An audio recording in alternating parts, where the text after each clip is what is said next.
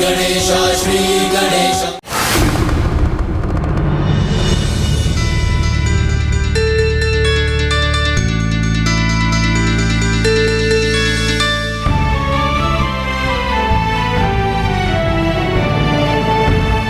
मूषक जी, कैसा दिखाई दे रहा हूँ मैं? मामा श्री हरिनारायण के विवाह में मैं सर्वाधिक सुंदर प्रतीत होऊंगा अथवा नहीं? आप तो जिन भी वस्त्रों को धारण करते हैं सर्वथा अद्भुत ही प्रतीत होते हैं प्रभु। मूषक जी, आप बोल कुछ और रहे हैं और आपके भाव कुछ और दर्शा रहे हैं। मुझे बताइए ना, तो क्या मैं कोई अन्य वस्त्र धारण करूं? आप अत्यंत मनभावन प्रतीत हो रहे हैं। अब 50वीं बार नवीन परिधान धारण करने की क्या आवश्यकता है प्रभु? हाँ, आप ये उचित कह रहे हैं कि शुभ अवसर पर लाल अथवा पीला वस्त्र ही धारण करना चाहिए और मुझे तो इन लाल वस्त्रों में ही जाना चाहिए। बस अब उत्तम आभूषण भी धारण कर लेता हूँ।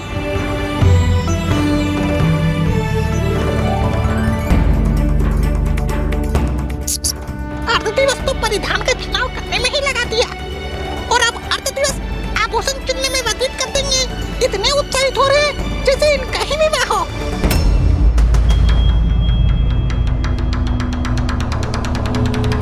और इन्हें तो श्री हरि नारायण के विवाह का निमंत्रण भी नहीं आया। अब कैसा दिखाई दे रहा हूँ मैं मूषक जी? वाह, अत्यंत अद्भुत। ओह, मामा जी के वस्त्र। प्रभु, आप ही तो उनका चुनाव करने वाले थे। वो तो मैं कर भी चुका हूँ। मैंने स्वयं अपने लिए भले ही वस्त्र चुनने में अत्यधिक समय बिताया, किंतु मामा जी का परिधान तो मैं पूर्व में ही निर्धारित कर चुका हूँ। मामा जी तो वही वस्त्र धारण कर विवाह के मंडप पर जाएंगे। आप स्वयं देख लीजिएगा मूषक जी।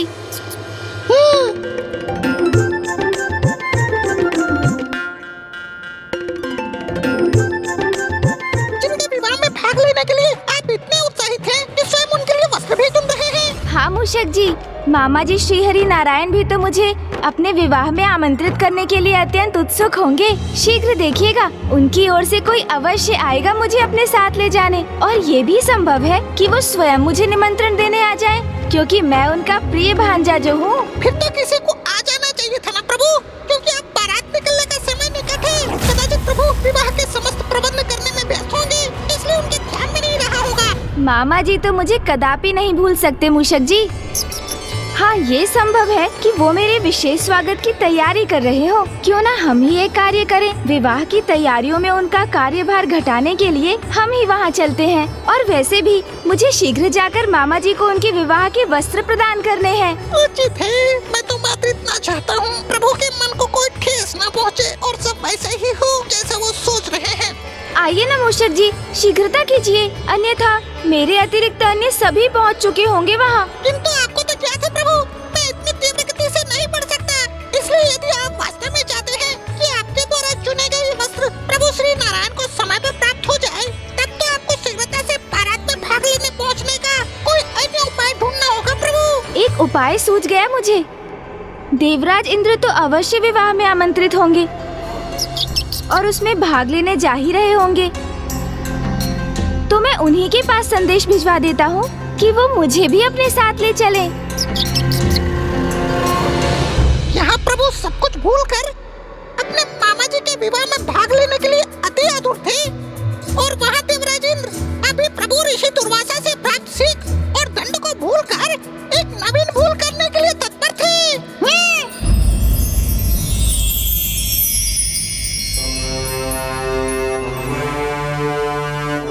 अति उत्तम। अब आप इस विवाह के उत्सव में सर्वश्रेष्ठ दिखेंगे। सर्वश्रेष्ठ तो मैं दिखूंगा ही देवी शची। देवराज इंद्र जो हूँ। तो फिर हम प्रस्थान करें देवराज? नहीं देवी शची, आप मेरे साथ नहीं चल रही हैं। आपको माता लक्ष्मी की ओर से अन्य देवियों के साथ आना होगा। और वैसे भी मैं देवराज इंद्र, वर्षा और बवंडर का देवता होने के नाते समय के पूर्व विवाह स्थल पर पहुंचकर अग्रस्थान मुझे प्राप्त करना होगा, क्योंकि इस विवाह में अग्रस्थान प्राप्त करने का अधिकार केवल देवताओं और स्वर्ग के राजा देवराज इंद्र का ही है। किंतु स्वामी, आप उस अग्रस्थान को लेकर इतनी चिंतित क्यों हैं? चिंतित नहीं देवी शची, किंतु ये स्थान केवल मुझे ही प्राप्त होना चाहिए, क्योंकि ये स्थान प्राप्त करने वाले को ही सर्वाधिक महत्व प्राप्त होता है, और वो सदैव वर के साथ ही होता है। और मेरे अनुसार उस अग्रस्थान के योग्य अन्य कोई नहीं है, इसलिए मैं देवराज इंद्र वहां समय के पूर्व पहुंचूंगा। स्वामी, ये क्या है स्वामी?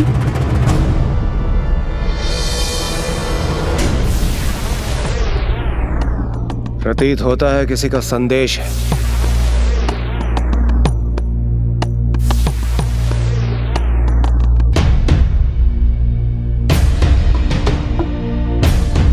प्रणाम देवराज, मुझे ज्ञात है आप मामा जी के विवाह में भाग लेने जा रहे होंगे। कैलाश आपके मार्ग में ही है, इसलिए मैं आपसे अनुरोध करता हूँ कि आप मुझे अपने साथ ले चलें।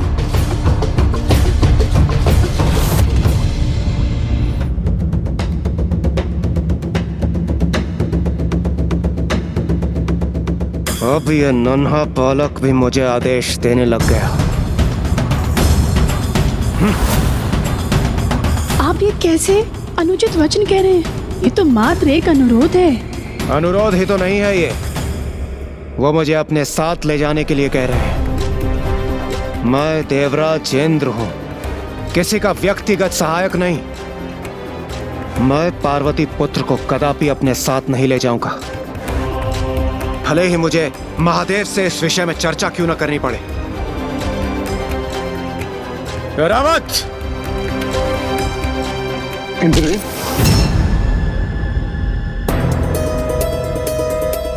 ये क्या हुआ देवराज को? मेरे प्रवेश करने पर उन्होंने मुझे प्रणाम तक नहीं किया।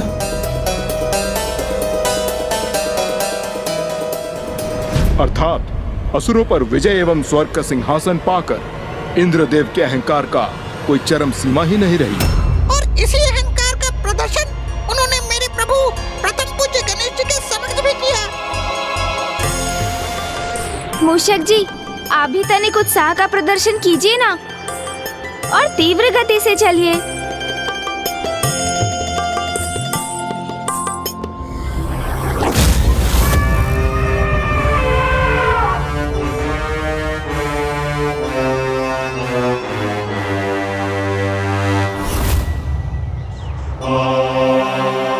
रावत, अपनी गति और बढ़ाओ।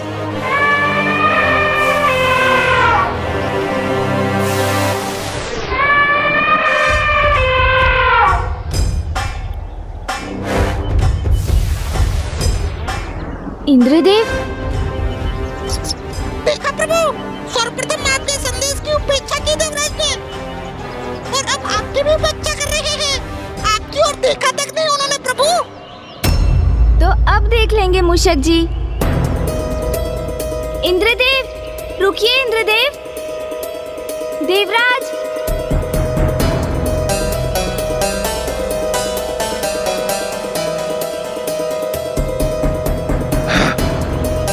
इच्छा तो नहीं है, किंतु अब तो मैं रुकने पर विवश हूं। रावत,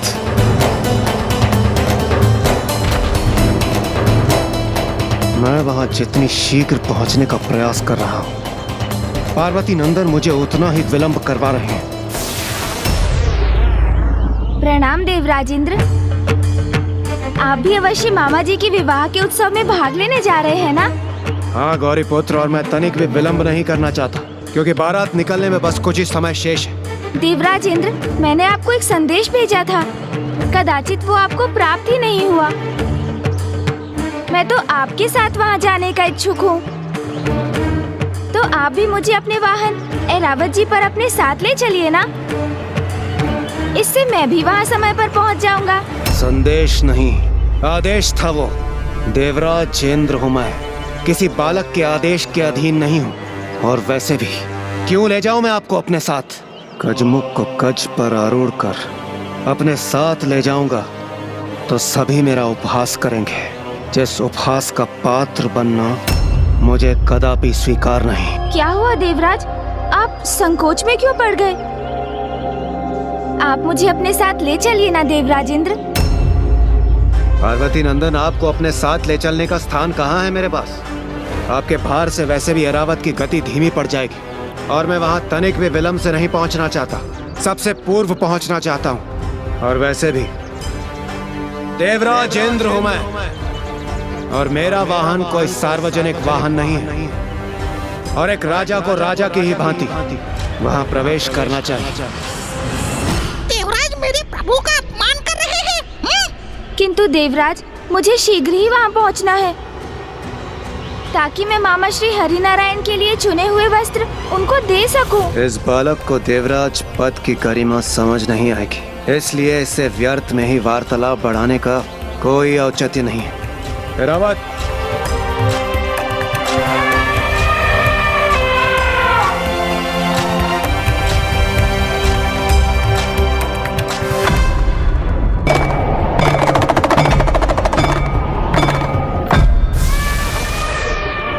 देवराज ने तो मेरा अनुरोध स्वीकार ही नहीं किया मूषक जी। देवराज ने जो किया वो सर्वथा अनुचित है। अर्थात उन पर अहंकार का ऐसा प्रभाव हुआ कि अग्र स्थान पर स्थित होने के लिए इंद्रदेव प्रथम पूज्य को भी छोड़कर आगे बढ़ गए। तभी तो उन्हें उनके इस अहंकार का परिणाम भुगतने में अधिक समय नहीं लगा, क्योंकि उन्हें उचित सीख देने हेतु स्वयं महादेव अपने अवधूत अवतार में प्रकट हुए थे।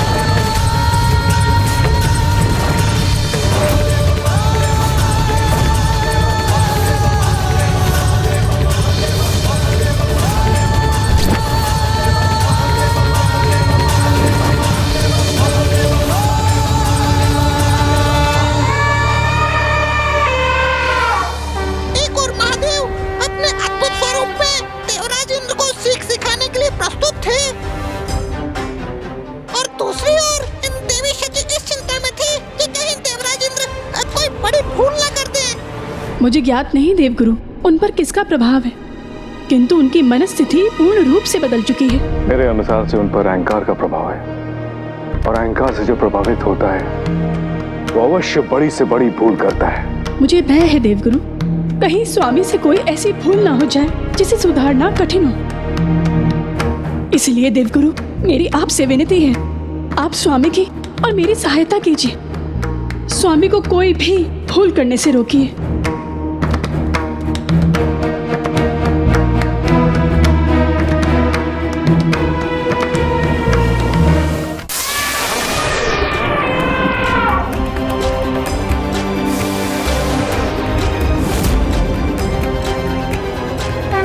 ये कौन है मेरे मार्ग में?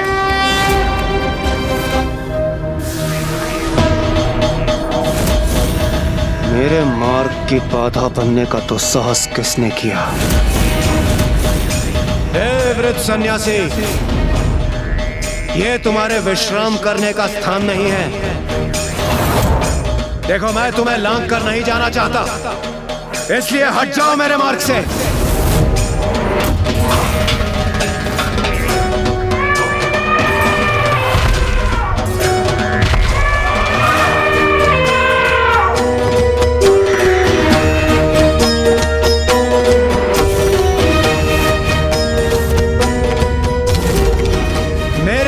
की गर्जना तुम्हारे कर्णों में ना पड़े, असंभव है ये। कदाचित तुम ऐसे नहीं मानोगे। मुझे स्वयं वहां आकर तुम्हें अपने मार्ग से हटाना होगा।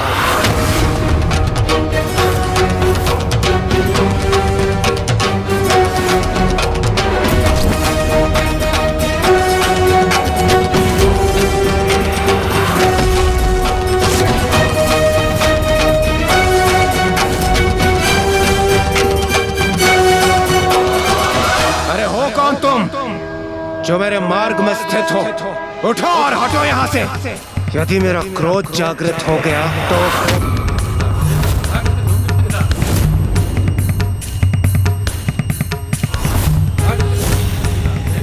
उचित है। मेरे क्रोध के भय से ही तुम्हारी बुद्धि अपने उचित स्थान पर लौट आई। अपनी बुद्धि का थोड़ा और उपयोग करो और अपने समक्ष खड़े देवराज इंद्र को प्रणाम करो और हटो मेरे मार्ग से।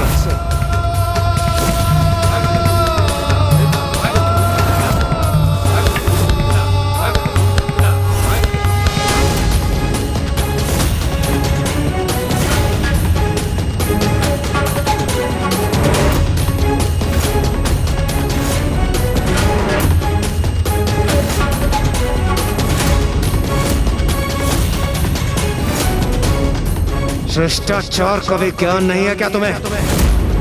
मेरे समक्ष झुककर खड़े होने के स्थान पर तुम मुझसे दृष्टि मिलाने का साहस कर रहे हो। प्रतीत होता है मुझसे दंडित हुए बिना तुम मानोगे नहीं।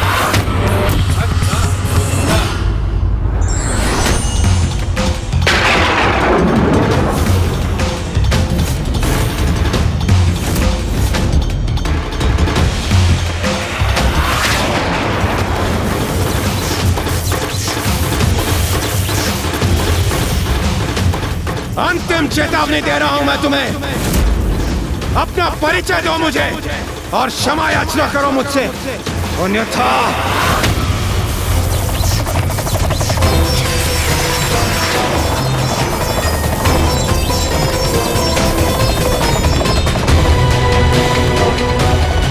ये अवधूत तो मेरे वज्र को ही अपनी माया से बांधने का प्रयास कर रहा है।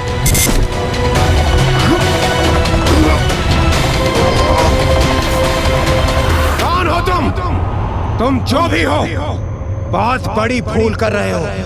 देवाधिपति देवराज इंद्र से उलझकर। कौन से इंद्र हैं आप? असंख्य इंद्र हुए और मिट भी गए।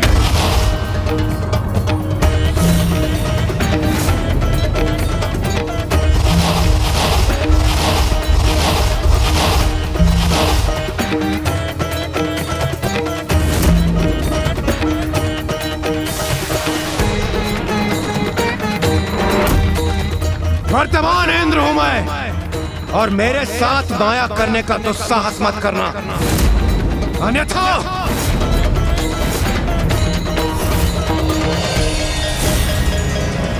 रावत, मेरे साथी, मेरे वाहन, हटाओ इस दुष्ट वृत्त को मेरे मार्ग से।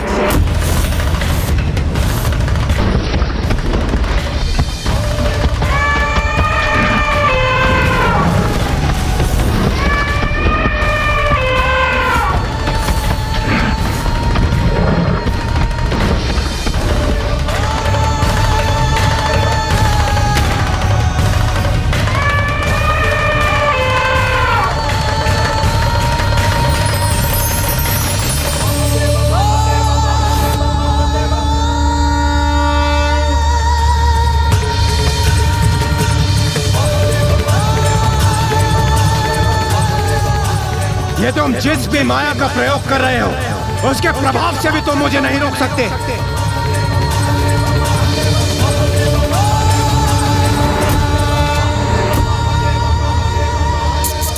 जहाँ एक और प्रभु महादेव इंद्रदेव को अहंकारी होने का दंड दे रहे थे, वहीं दूसरी ओर शेष देवता भी पुनः वही भूल दोहराने जा रहे थे।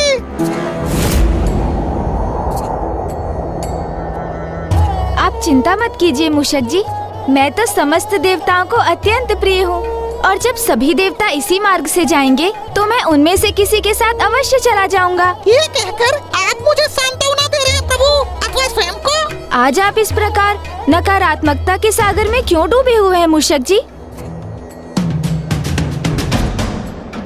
वो देखिए वरुण देव, वो अपने वाहन मगर पर आरूढ़ होकर इसी दिशा में बढ़े आ रहे हैं। वो अवश्य मुझे अपने साथ ले जाएंगे। प्रणाम वरुण देव, मुझे भी अपने वाहन मगर पर आरूढ़ कर अपने साथ ले चलिए, क्योंकि मेरे मूषक जी की गति थोड़ी मध्यम है, इसलिए उनके साथ जाने में मुझे विलंब हो जाएगा और मैं प्रभु श्री हरि नारायण को उनके वस्त्र नहीं दे सकूंगा।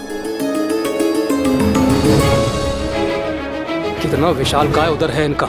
यदि ये मेरे साथ विवाह उत्सव में जाएंगे तो सर्वप्रथम भोजन ही करना आरंभ कर देंगे। मेरा भी मान भंग होगा। इनके साथ आने से मेरे मगर की गति भी क्षीण हो जाएगी और मैं अग्रस्थान प्राप्त करने के लिए भी वहाँ उचित समय पर नहीं पहुँच सकूंगा। वरुण देव भी प्रभु को अपनी स्वीकृति नहीं दे रहे हैं। क्या हुआ वरुण देव, आप किस विचार में डूब गए? गणेश जी, मैं अपने मगर को लेकर विचार मग्न था। वो तो अपने शरीर से इतने दुर्बल है, फिर वो आपका भार कैसे संभाल सकेंगे? मुझे क्षमा कीजिए पार्वती नंदन, और वैसे भी वहां मुझे शीघ्र पहुंचना है। किंतु आप निराश मत होइए पार्वती नंदन, अभी वायुदेव अपने 12 सिंगा मृग पर आरूढ़ होकर शीघ्र ही यहाँ से जाने वाले हैं। वे अपने साथ आपको अवश्य ले जाएंगे। मुझे विलंब हो रहा है, मुझे आज्ञा दीजिए गणेश जी। वरुण देव स्वार्थी भी है और चतुर भी।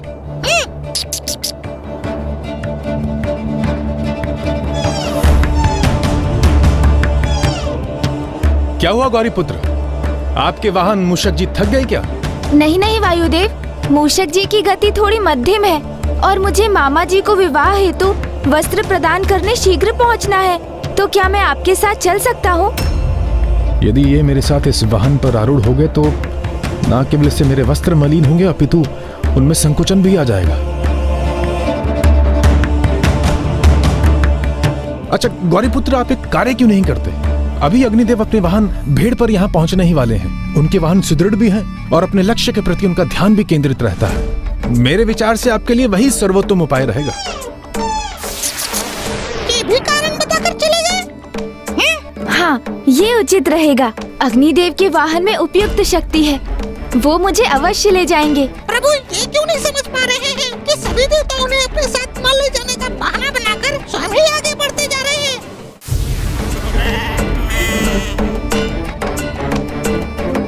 प्रणाम गणेश जी।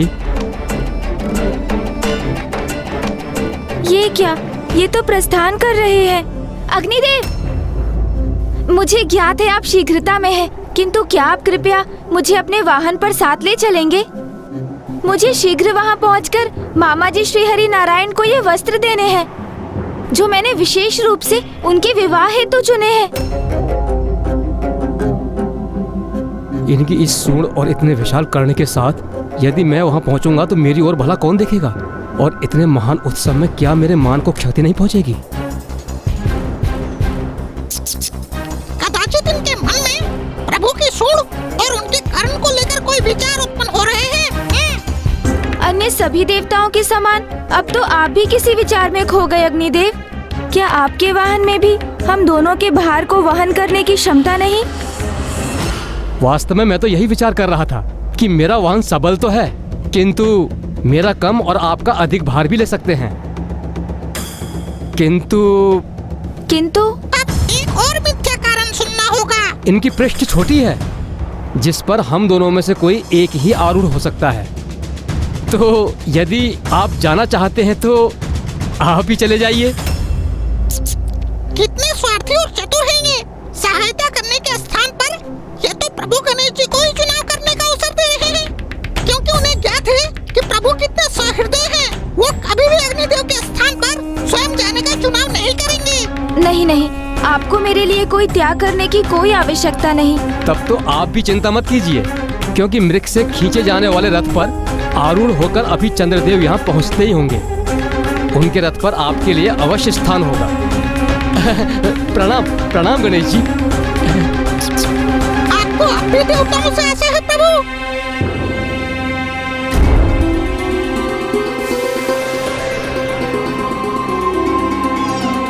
प्रणाम पार्वती नंदन।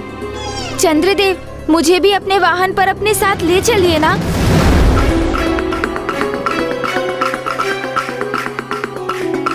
गणेश जी ने तो अब चंद्र को ही अपने अनुचित आग्रह के लिए रोक लिया है।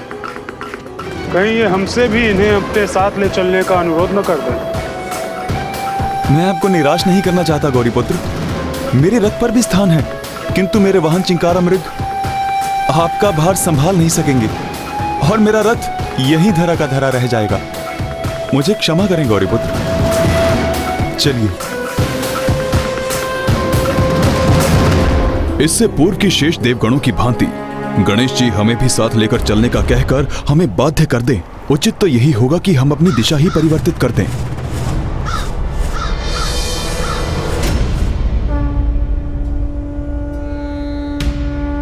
शनिदेव और यमराज भी मुझे बिना लिए चले गए। अर्थात अब तो मैं मामा जी की बारात के पूर्व वहां नहीं पहुंच सकूंगा और ना ही उन्हें उनके वस्त्र दे सकूंगा। सभी देव किसी न किसी कारणवश असमर्थ थे और उस दशा में उन्होंने मेरी कोई सहायता नहीं की। असमर्थ? सभी देवता ने आपसे असत्य कहा प्रभु। असत्य कहा? किंतु क्यों? उनकी दृष्टि में आप उनके समान नहीं है प्रभु। उनके अनुसार जिस प्रकार आप दिखते हैं वो आपको अपने साथ विवाह में नहीं ले जाना चाहते, इस भय से कि कहीं आपके कारण उनका सम्मान कम न हो जाए प्रभु। और उनका आपके बारे में ऐसा सोचना आपका अपमान है जो मैं कदापि सहन नहीं कर सकता।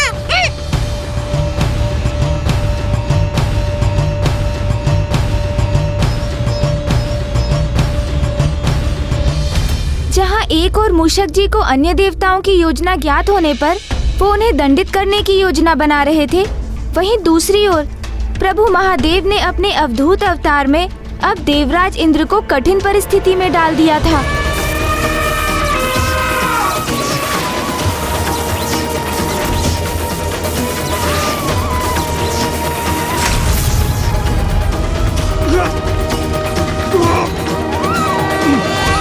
मैं अपने वज्र को संभाल क्यों नहीं पा रहा हूँ?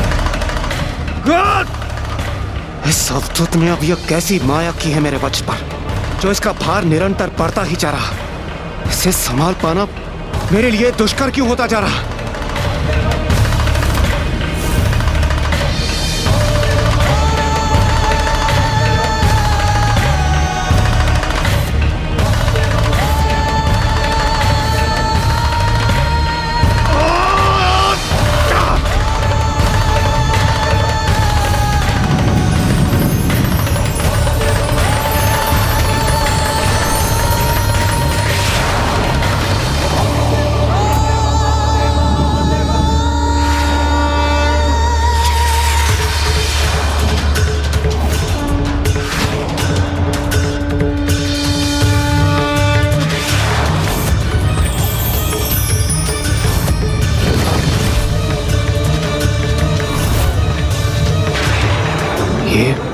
ये तो प्रभु महादेव के ही अवतार हैं।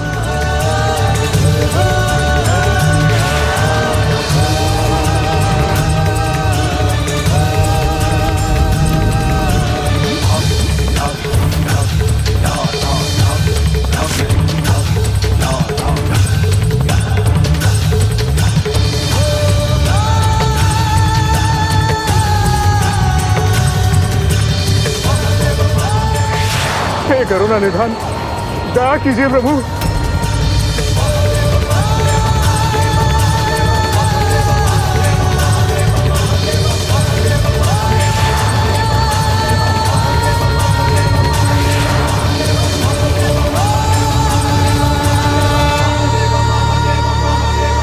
इंद्रदेव को अपनी भूल का आभास हो गया है प्रभु, इन्हें क्षमा कर दीजिए।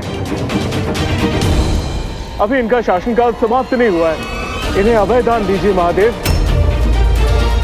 इन्हें उचित सीख प्राप्त हो चुकी है। हे महादेव, मुझे क्षमा कर दीजिए प्रभु। हे अवधूत महादेव, मैं आपसे क्षमा याचना करने के भी योग्य नहीं बचा। यहाँ अपने घुटनों पर स्थित आपके इस विराट स्वरूप को अपने समक्ष देखकर मुझे ये ज्ञात हो चुका है स्वयं को महान समझने वाला मैं देवराज इंद्र आपके विराट स्वरूप के समक्ष कितना तुच्छ हूं। प्रभु, मेरा अहंकार तो आपके तेज के प्रभाव से ही भस्म हो चुका था। आपके तृतीय नेत्र के तेज का प्रभाव तो उसके उपरांत हुआ था। प्रभु,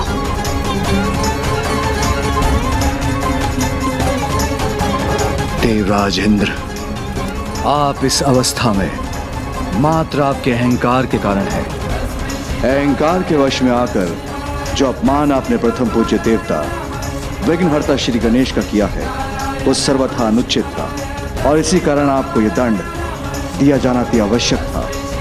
मुझे आशा है कि अब संसार ये सदा स्मरण रखेगा, अहंकार ही सबसे बड़ी आत्मघाती शक्ति है।